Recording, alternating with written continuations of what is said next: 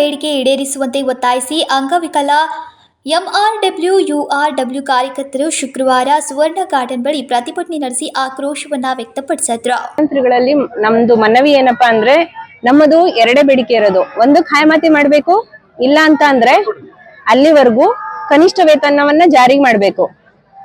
ಸುಮ್ಮನೆ ಆ ಬೇಡಿಕೆ ಈ ಬೇಡಿಕೆ ಅಂತ ಮೂಗಿಗೆ ತುಪ್ಪ ಸವರ ಕೆಲಸ ಮತ್ತೆ ದಯವಿಟ್ಟು ಮಾಡಬೇಡಿ ಸರ್. ನಾವ್ ಅಂಗವಿಕಲರು ಅಂತ ನೀವು ಮನುಷ್ಯತ್ವನೇ ಮರ್ತು ಬಿಟ್ಟಿದ್ದೀರಾ ಅನ್ಸುತ್ತೆ.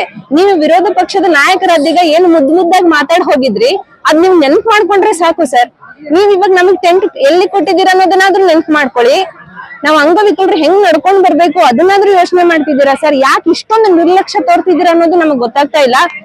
ಈಗಾಗಲೇ ಸನ್ಮಾನ್ಯ ಮುಖ್ಯಮಂತ್ರಿಗಳಾದಂತ ಸಿದ್ದರಾಮಯ್ಯ ಸಾಹೇಬರು ವಿರೋಧ ಪಕ್ಷದ ನಾಯಕರಾಗಿರುವಾಗ ಕಾಂಗ್ರೆಸ್ ಸರ್ಕಾರ ಅಧಿಕಾರಕ್ಕೆ ಬಂತಂದ್ರೆ ನಾವು ನಿಮಗೆ ಸಹಾಯ ಮಾಡ್ತೀವಿ ಅಂತ ವಚನ ಕೊಟ್ಟಿದ್ದೀರಿ. ಆ ವಚನಕ್ಕೆ ಇವತ್ತು ನೀವು ಬದ್ಧರಾಗಬೇಕು. ನಮ್ಮೆಲ್ಲ ಅಂಗವಿಕಲರ ಆಶೀರ್ವಾದದಿಂದ ಇವತ್ತು ನೀವು ಸರ್ಕಾರ ಮತ್ತೆ ನೀವು ಕಾಂಗ್ರೆಸ್ ಸರ್ಕಾರ ಅಧಿಕಾರಕ್ಕೆ ಬಂದದ.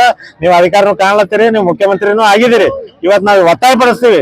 ನೀವು 2 ಬಾರಿ ನಿಮ್ಮ ಹೋರಾಟದ ಮೂಲಕ ನಿಮ್ಮ ಗಮನ ಸೆಳೆಯ ಪ್ರಯತ್ನ ಪಟ್ಟಿವಿ. 2 ಬಾರಿ ನಮ್ಮನ್ನ ಸುಳ್ಳು ಆಶ್ವಾಸನೆ ಕೊಟ್ಟಿದ್ದೀರಿ.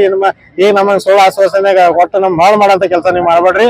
ರಾಜ್ಯದಲ್ಲಿ ಕಾರ್ಯನಿರ್ವಹಿಸ್ತಾ ಇರುವ ಎಂಆರ್ಡಬ್ಲ್ಯೂ ಯುಆರ್ಡಬ್ಲ್ಯೂ ಕಾರ್ಯಕರ್ತರ ಸಹಾಯಧನ ಹೆಚ್ಚಿಸಬೇಕು ಹಾಗೂ ಕನಿಷ್ಠ ವೇತನ ಜಾರಿಗೊಳಿಸಿ ಸೇವಾ ಭದ್ರತೆ ನೀಡಬೇಕು ಎಂದು ಒತ್ತಾಯಿಸಿದ್ರು.